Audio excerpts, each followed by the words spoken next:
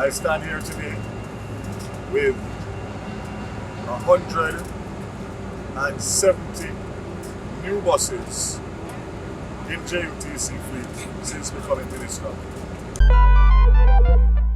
Today we're here at the port receiving 63 U-Town buses. We're very pleased to be here with everybody to mark this occasion. These buses are state-of-the-art buses, 12-meter, 51-seat CNG buses that will deliver superior service to the Jamaican community. Some of the highlights of the buses is that we have more space in the bus, so the leg room and shoulder room in the bus is superior. The bus is equipped with air suspension, so it's very comfortable even on our roads. And we have superior fuel economy. And this is very important for JUTC's operations. We have a test bus in the fleet, and that bus acquitted itself very well. And so now we are here with the big delivery. We could also speak about the clearance of the buses. So the buses are equipped with air suspension. They can kneel down to allow passengers to get in easily. But then when we're driving, we raise up. And so this high clearance means that we can be on the road even when it's raining hard. So rain or shine, our buses will be out on the road, giving Jamaican consumers great experience. Additionally, I could add that we have a superior air conditioning system. So we've heard about our test bus, that our test bus is cooler during the hot days. And so this is an important thing for our consumers. Once again, another great day for JUTC, great day for Jamaica, great day for the commuters that utilize JUTC service. I want to take you back in a little history. When I became minister in May 2023, we all know that the situation in terms of the misery index was very high among commuters at JUTC. I asked the country and the commuters for patience and asked them to give me 6 months. I stand here today with 170 new buses in JUTC fleet since becoming minister. 120 CNG buses and 50 diesel buses. I made a commitment at that time for 100 buses per year for 3 years. We are now in year 2, and already the second 100 buses are due to arrive in Jamaica. And I will give you the schedule. 63 buses arrived today and are being unloaded.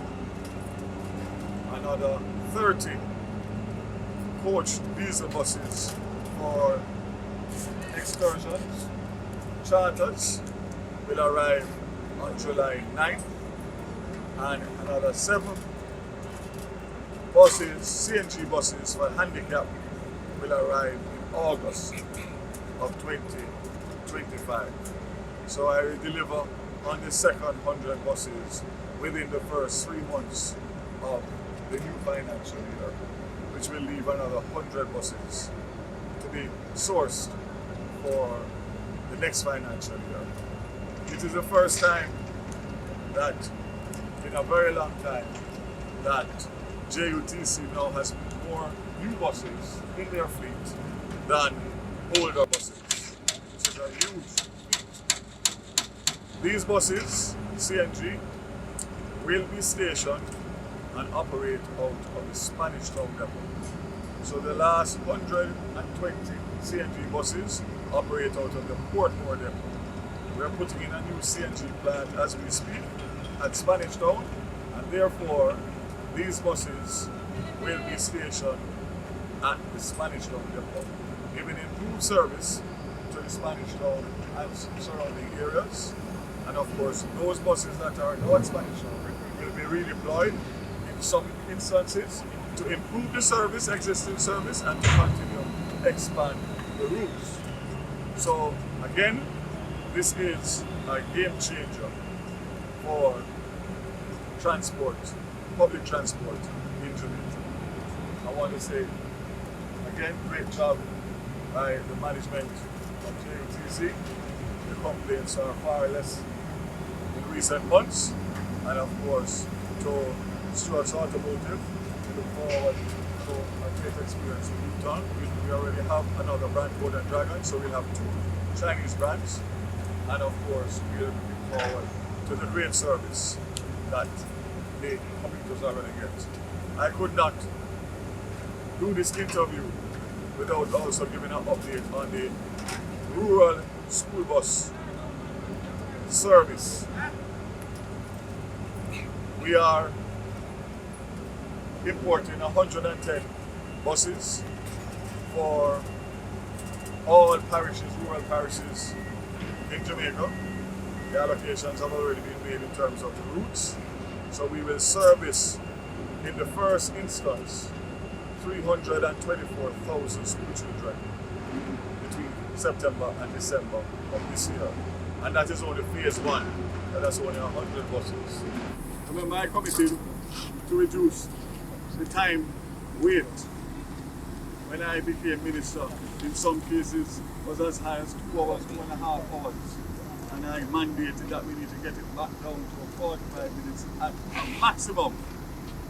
So each of these 70 buses can carry 80 persons. That's the manufacturer's specs. That's between standing and seated. Each bus will do an average of 6 trips per day. That's 480 passengers per bus per day. When you multiply that by 70, you get 33,600 passengers per day. So what I'm saying is that aside and apart from what JUTC is transporting now on a daily basis, 70 buses will increase its capacity for another 33,000 passengers. That is progress. That is going to improve existing routes, expand routes, and most importantly, bring the wait time for passengers.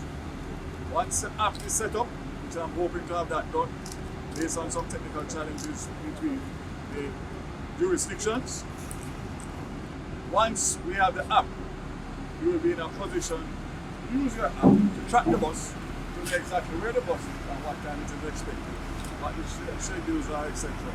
On top of which, cashless system, again in its final stages of tweaking, will allow for you to top up and use the cashless system and to know exactly what your balances are, etc. So we're matching technology both with the bus and the features of the bus.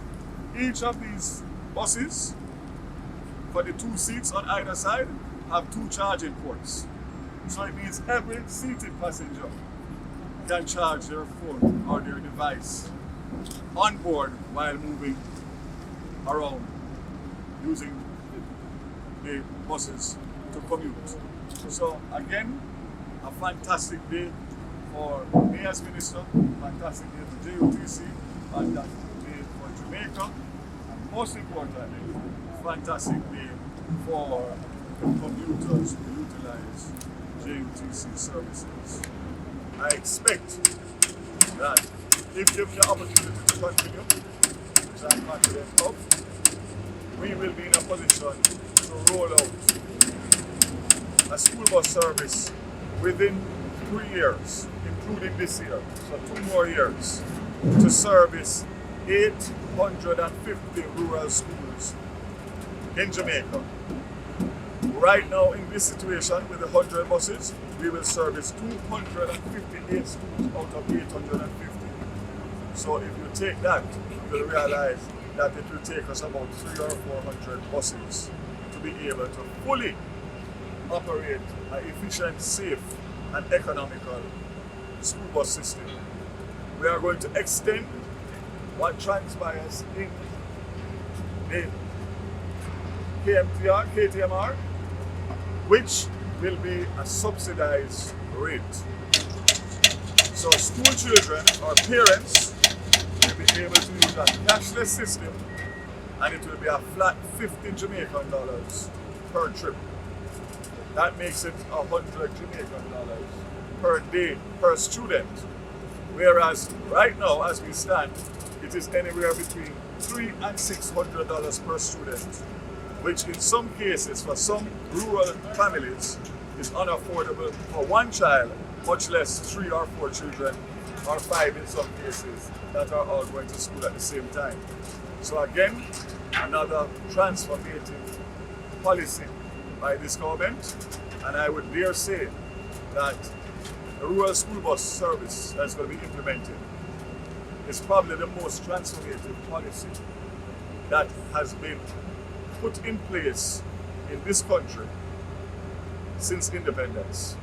And I say that without fear of contradiction because of the magnitude of the effect it is going to have on rural folks, but more importantly, on education. Because the way it happens now, by the time these children get to school in the morning, with a no schoolers policy by the transport operators, and I can understand fully why, because they are getting half of the rate that they would get for adults. The children are at a distinct disadvantage, and therefore the challenges that they face hampers education, which is the future of any country. So therefore I say today that we are not only dealing with JUTC, which is today's JUTC moment, but next week we'll be back here for the first set of school buses, and we'll be back here every week for the next 3 or 4 weeks until the 110 buses arrive, that we can get them in place to go out September morning. So we are moving a policy of no schoolers to schoolers only.